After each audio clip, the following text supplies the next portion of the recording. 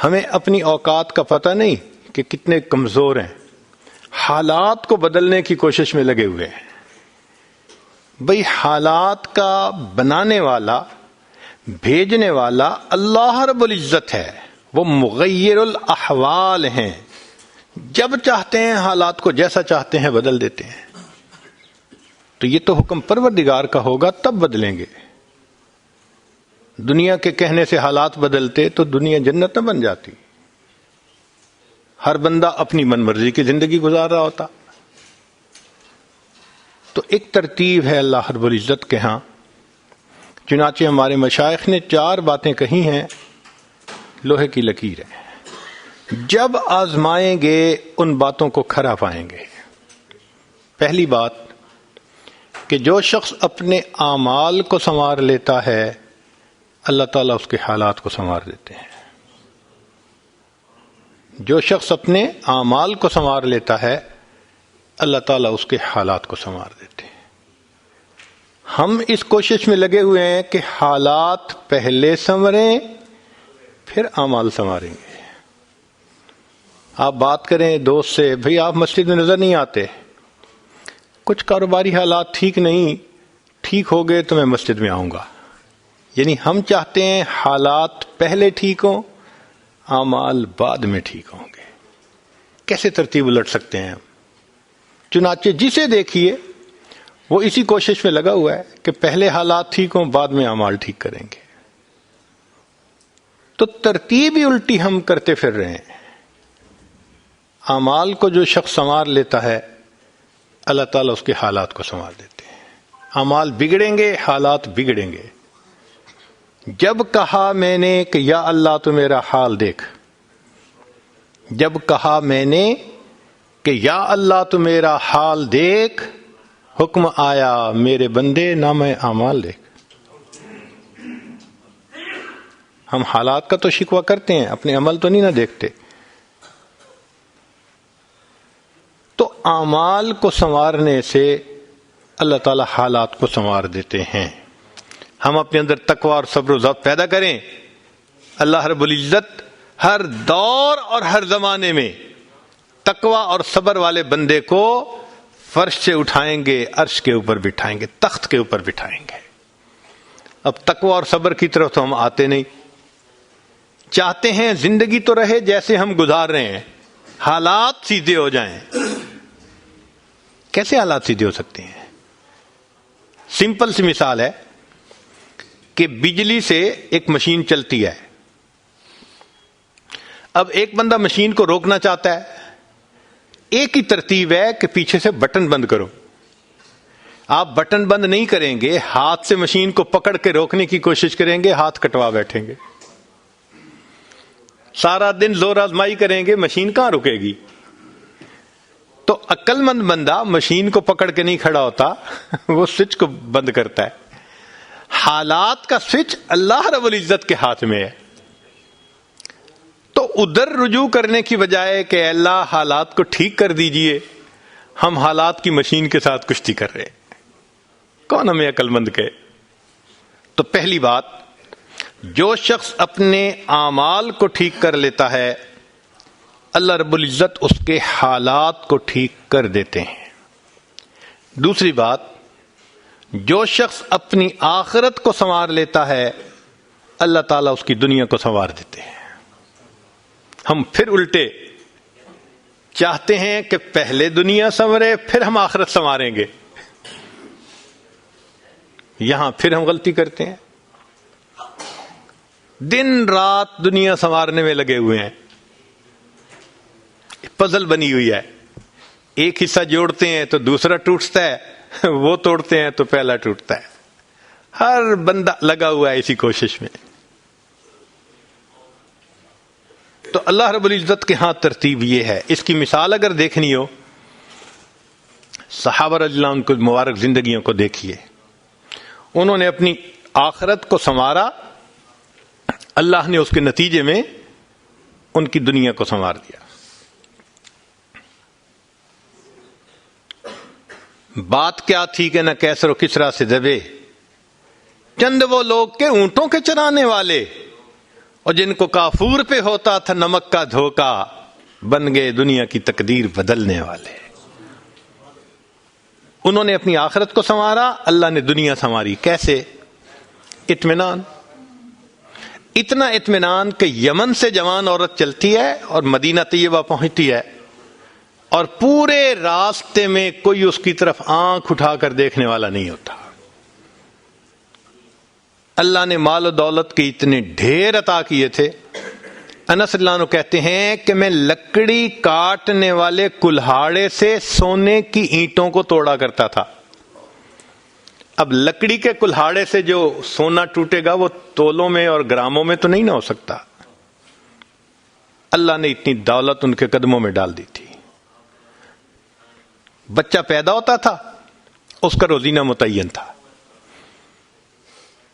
سیدنا عمر رضی اللہ عنہ نے ایک رات دیکھا، ایک عورت چھوٹے سے بچے کو روٹی کا ٹکڑا کھلانے کی کوشش کر رہی ہے، بچہ رو رہا ہے۔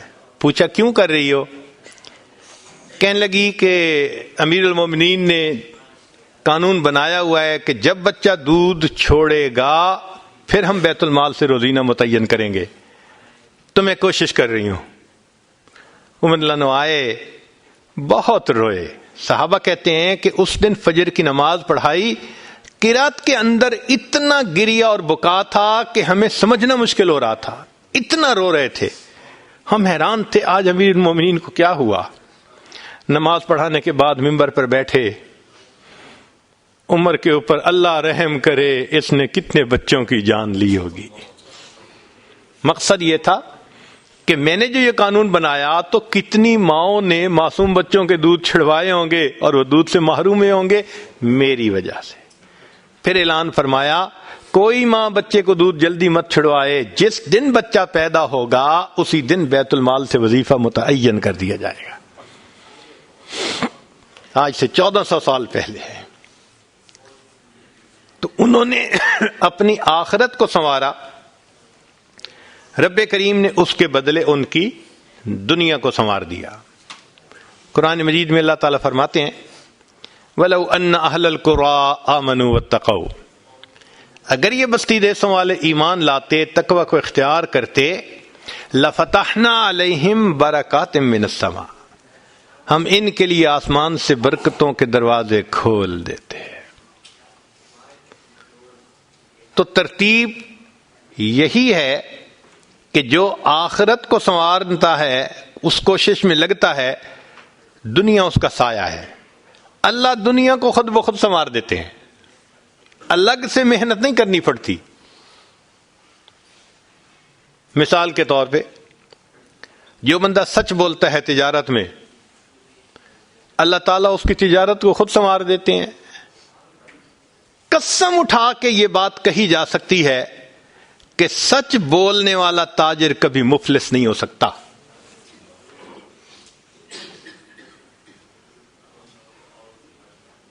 پاسبل ہی نہیں کہ سچ کی بنیاد ہو اور اس میں برکت نہ ہو۔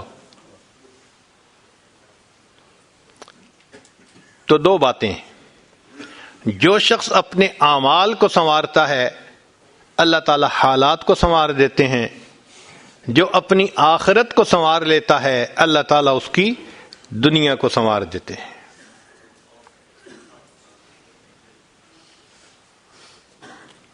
ہارون رشید اپنی کھڑکی میں سے نیچے دیکھ رہا ہے، مسجد کے دروازے پر امام ابو یوسف رحمۃ اللہ علیہ تشریف لا رہے ہیں اور ان کے پیچھے دو شاگرد ساتھ ساتھ جڑے ہوئے ہیں۔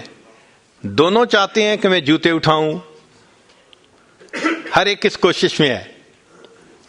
جب امام ابو یوسف رحمۃ اللہ نے جوتے اتارے تو ان میں سے ایک بچے کا ہاتھ ایک جوتے پہ پڑا، دوسرے کا ہاتھ دوسرے جوتے پہ پڑا، دونوں نے ایک ایک جوتا اٹھا لیا۔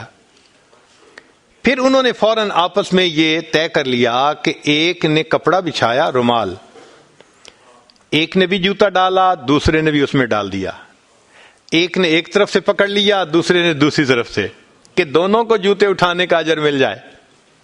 حضرت آگے جا رہے ہیں اور پیچھے دو طالب علم اس طرح جوتے لے کے جا رہے ہیں کہ رومال کے اندر جوتے ہیں، ایک نے بھی پکڑا ہوا ہے دوسرے میں بھی پکڑا ہوا ہے۔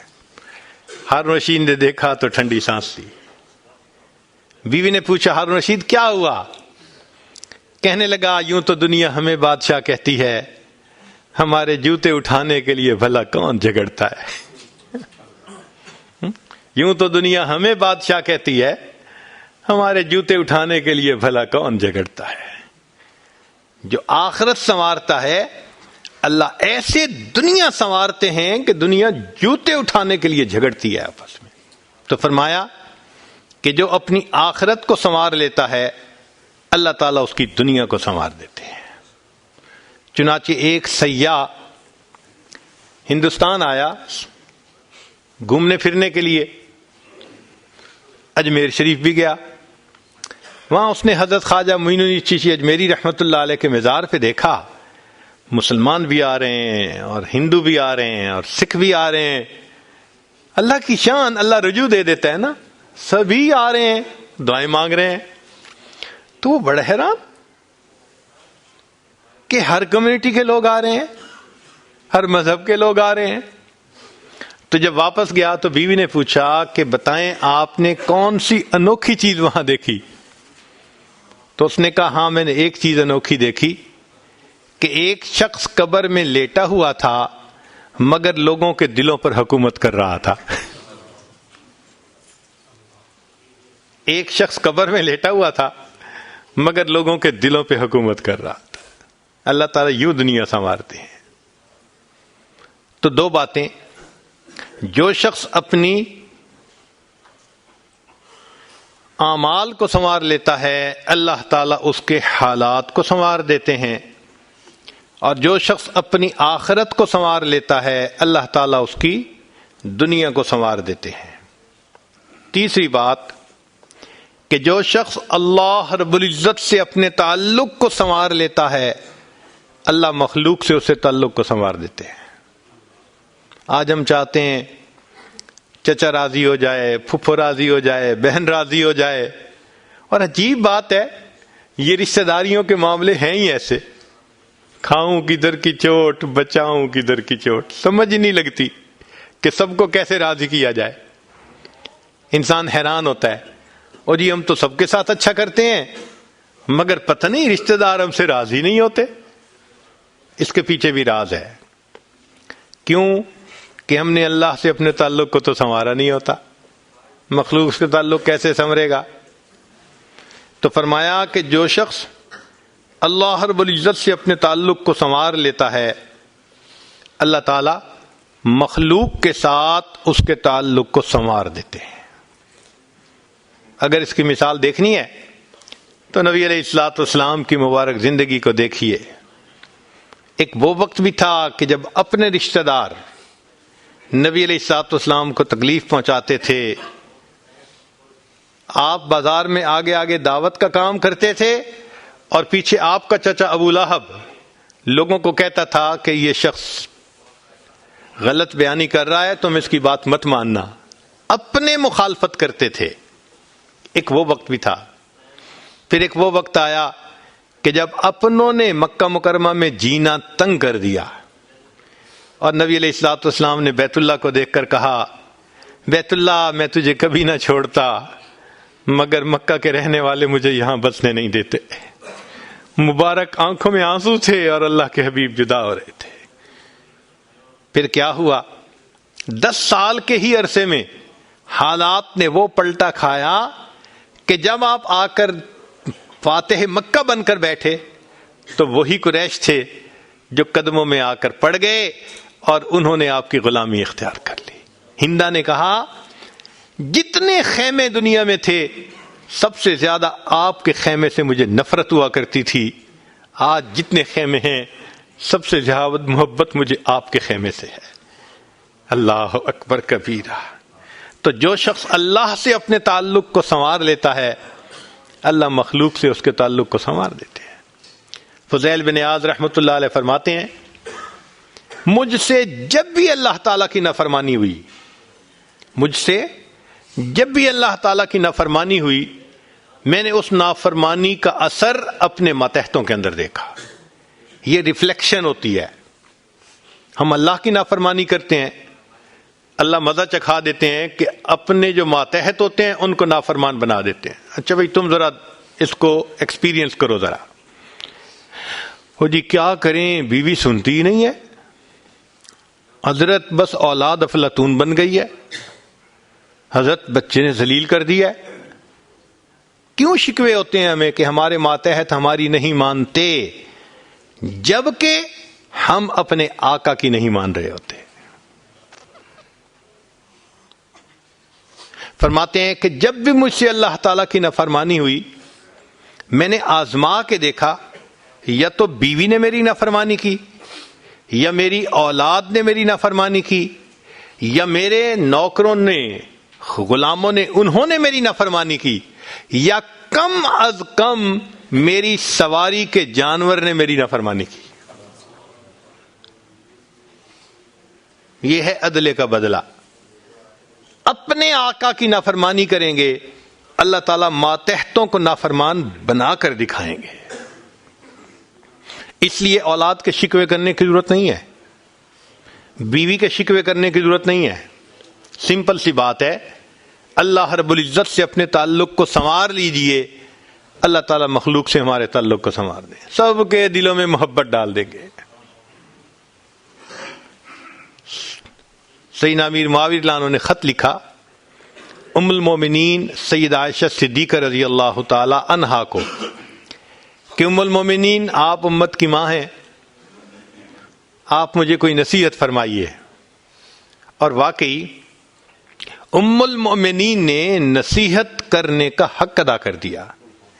وہ نصیحت پڑھ کے پتہ چلتا ہے کہ انہوں نے نبی علیہ الصلوۃ والسلام کی صحبت یافتہ ہونے کا ثبوت پیش کر دیا. ام المومنین نے مختصر جواب لکھا، فرمایا دیکھیں اگر آپ مخلوق کو خوش کریں گے، اللہ کو ناراض کریں گے، اللہ ساری مخلوق کے دل میں تمہاری نفرت ڈال دیں گے. یہ اندر سے تم سے نفرت کرتے پھریں گے.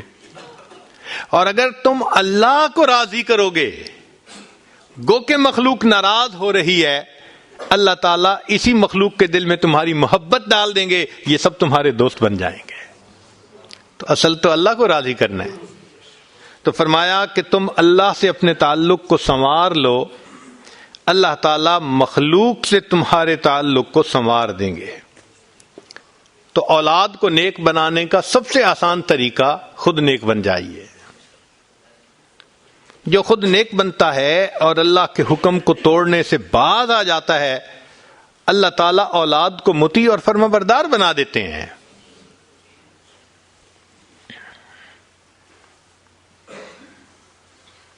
تو اب تک 3 باتیں. جو شخص اپنے اعمال کو سنوار لیتا ہے، اللہ تعالیٰ اس کے حالات کو سنوار دیتے ہیں. جو اپنی آخرت کو سنوار لیتا ہے، اللہ اس کی دنیا کو سنوار دیتے ہیں.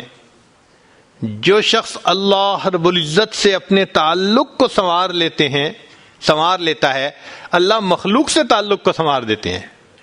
حدیث مبارکہ میں ہے جب بندہ عبادت کرتا ہے اور اللہ تعالیٰ خوش ہو جاتے ہیں، دعا جبرائیل، اللہ تعالیٰ جبریل علیہ السلام کو بلاتے ہیں اور بتلاتے ہیں کہ جبرائیل میں فلاں بندے سے محبت کرتا ہوں.